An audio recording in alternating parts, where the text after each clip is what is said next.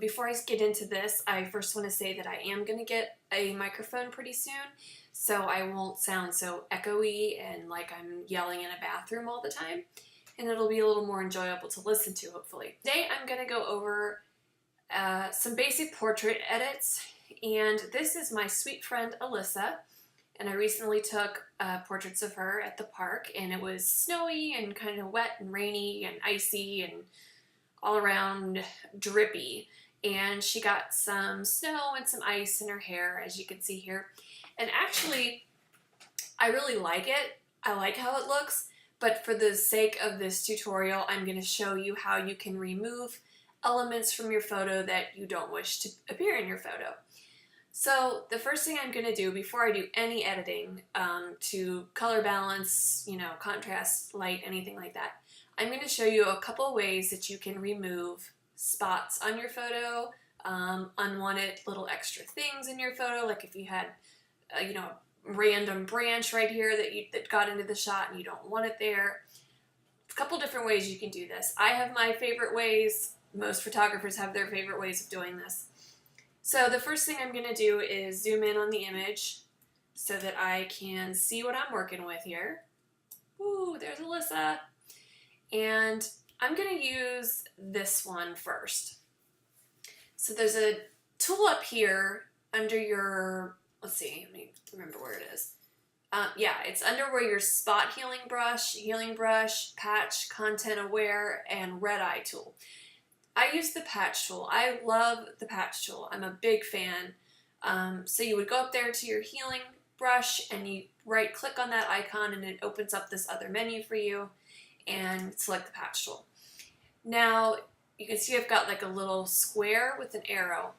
All I'm going to do is I'm going to hold down my left button and I'm going to draw a circle around whatever I'm wanting to get rid of, and then I'm going to drag that circle to another part of the image that looks similar to the surroundings of the item I want to replace. I don't know if that makes sense. It's kind of a visual thing. I'm just going to have to show you. So I'm going to draw this circle really close around the thing, but it doesn't have to be exact, and then you let go, and now you're going to have those crawling worms, as they call them, to show that your area is selected. Then you're going to left click on it, and you're going to drag it to where you want to replace the pixels. So I'm going to go right about there, and then you right click and deselect. So we've gotten rid of that ice and just replaced it with more of her hair that did not have the ice in it. Now I'm going to show you another way to do it. You can use the clone tool. That is over here. And if you right click on it, you'll get clone stamp tool. You want to select that. You're going to adjust the size of your brush. So I kind of think that this size will work right here. You can also play around with the opacity. Sometimes it's good to do this on a separate layer, so if you mess up, you can change the opacity. I just kind of wing it. So I'm going to option click. So I'm going to hold down the option on the Mac, and then I'm going to left click on an area that I want to use to sample to cover this ice. So I'm going to go right about here. And I'm going to click, and then I'm just going to go like this. And you can see, do you see the little plus sign there? That's where it's pulling the sample from, and then my brush itself is covering the ice with that sample. So I'm just going to go over it until I feel like it's covered enough, and then you're finished. So those are the two main ways that I get rid of edit things in photos that I don't wish to have. Those are pretty much the two main ways. I tend to use the patch tool almost all the time for big things like this, if there was like a branch here. And then for tiny little things, you can use, back over here, your spot healing brush tool, and you make your brush size the same size as whatever you're trying to get rid of. So say you're going to try to use it on this little dot right here. We're going to click, maybe click a few more times until it blends nicely, and it's gone. So I'm going to show you a few more like that. Click, and click, click, and click. So that's just a couple ways to get rid of extra elements that you don't want.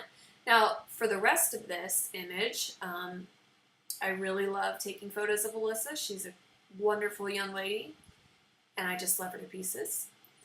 And I'm going to use some of my actions here. I'm going to use, should have thought of this before I started the tutorial, huh? I'm going to put Alyssa in my timeless black and white. And this just gives a kind of film faded, old newspaper looking type of black and white. And over here I have my brightness and contrast, my levels, my curves, and my black and white conversion, all of which you can adjust, of course. I really like how this came out. I know how I expose images, so I kind of create my actions to work cohesively with the exposures that I generally do. So I'm not really going to do anything to that.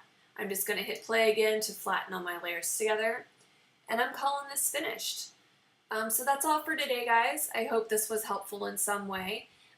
If you have any comments or questions, please leave them down below. Don't forget to subscribe to my channel. Share my channel would be nice. And my actions are all available for sale on my website at jennifersummer.com/shop.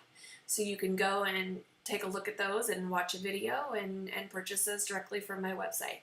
Thank you so much for your time. Hope you all have a great day. Bye.